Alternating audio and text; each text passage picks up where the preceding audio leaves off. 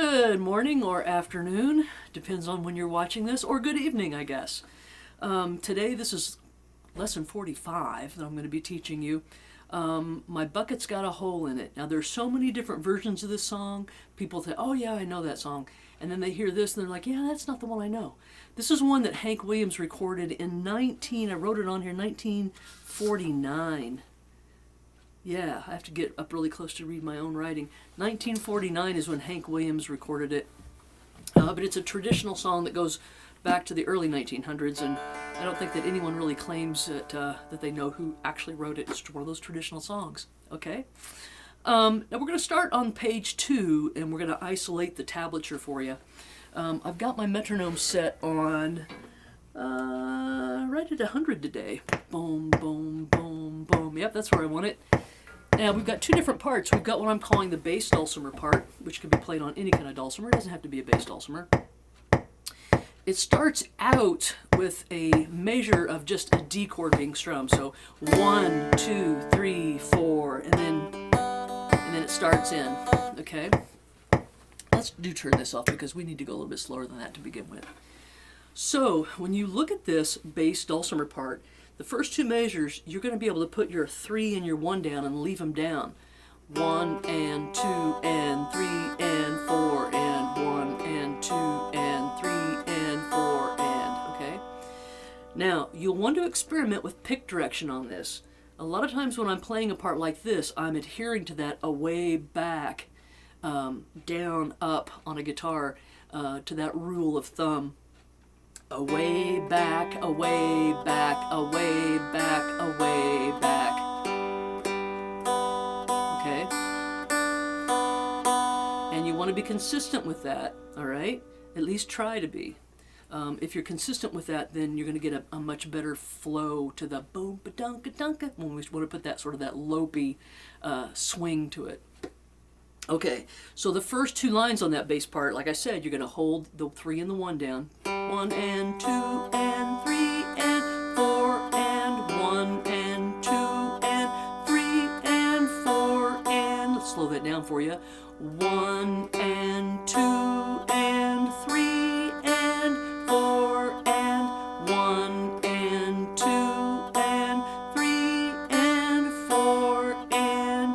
Okay, then we go to the next line, which is 1 and 2 and 3 and 4 and 1 and 2 and 3 and 4 and...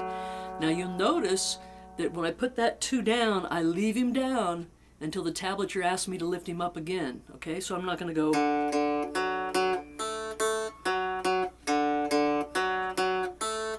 Okay, I'm going to go...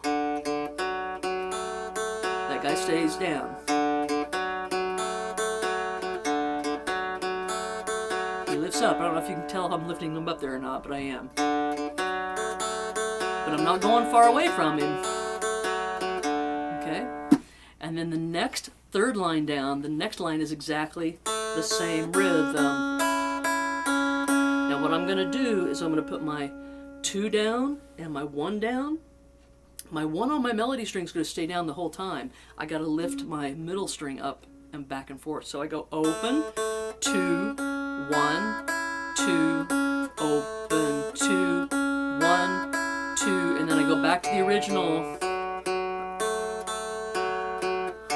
like that, okay? Not the original, but the second line gets repeated. If that makes sense. All right, let me play that whole bass part for you, right? I feel like I'm kind of like clamoring over my words. I'm kind of excited about this one today. Let's take this down to about 84. Bum, bum, bum, bum, bum. Let's do better than that. Let's take it down to 80. Okay, here's the bass part, including that first measure of just a single D strum, okay? 1, 2, 3, 4. 1, 2, 3, 4. 1 and 2 and 3 and 4 and 1.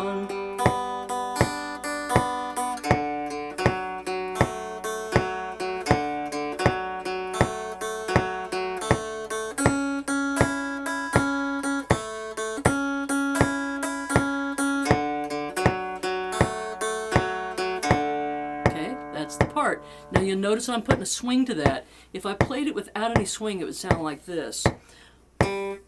Let's see, 1, 2.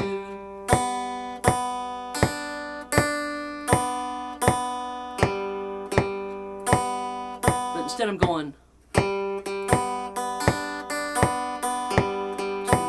3 and 4. And let me do that again. 1 and 2 and 3 and 4 and there you go. That's it without a swing. I was doing halftime for you. That's it without the swing. Here it is with the swing. Feel the difference there? Okay, let me do that whole thing for you one more time. Up to speed. 1, 2, 3, 4. 1, 2, 3, 4.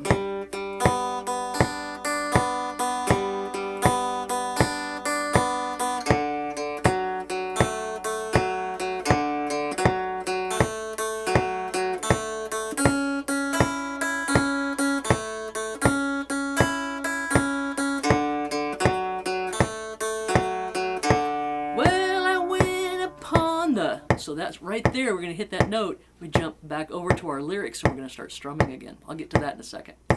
All right, the melody dulcimer. Simple part. You just have to pay attention to all the rest in there, right? All right, so we're going to come in on the 1 beat. 1, 2, 3, 4.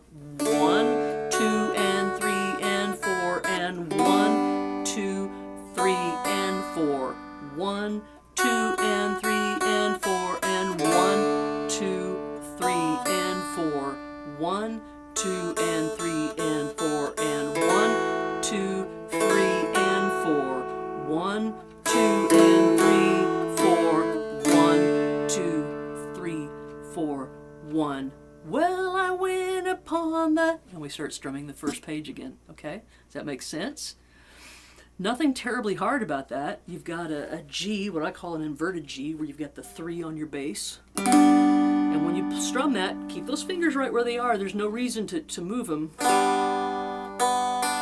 can get all that whole second measure out without moving your fingers here at all. Okay? When you go to the third measure, the last measure of the second line, go to your A chord and drop your thumb in for the 1, 0, 2. Leave that down because the first measure of the next line, you get the same configuration, okay?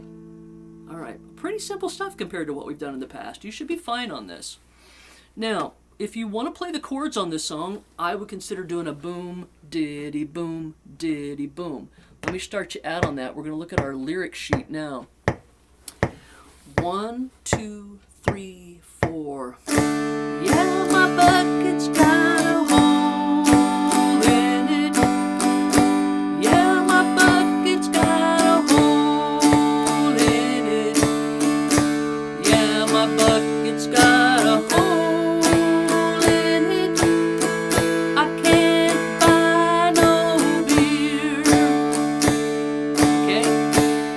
Now I'm assuming that Hank Williams was singing about a coal bucket. That's my assumption. I need to do a little more research on this song. But if his coal bucket had a hole in it, he wasn't getting out of the mine with all of his coal, therefore he wasn't getting all of his money, therefore he wasn't able to pay for his beer.